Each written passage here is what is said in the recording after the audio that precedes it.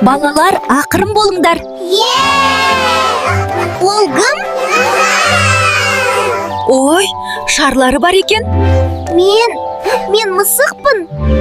Балалар, бұл біздің топқа жаңадан келген мысық. Бірге ойнаңдар. Маған да шар берші. Жоқ, бұл менікі. Қарандаштарың көп екен, бір карандаш бере тұршы.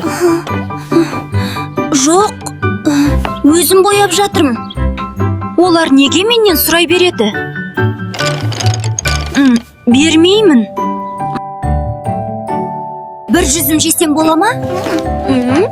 Жоқ, анам оны маған берді.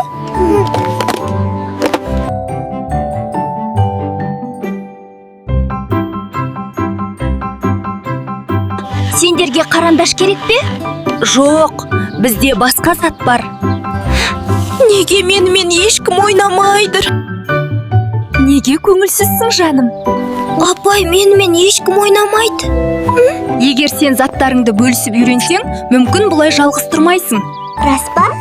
Бөлісу достықтың кілті. Түсіндім, апай. Мен енді сендермен бірге ойнаймын. Дос болайықшы. Балалар, достар әрқашан бірге ойнайды. Заттармен бөлісіп ойнау керек. Мынау бәрімізге жетеді. Ура!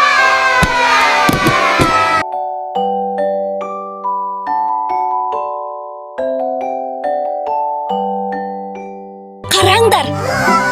Менде көп балмұздақ бар. Кімге керек?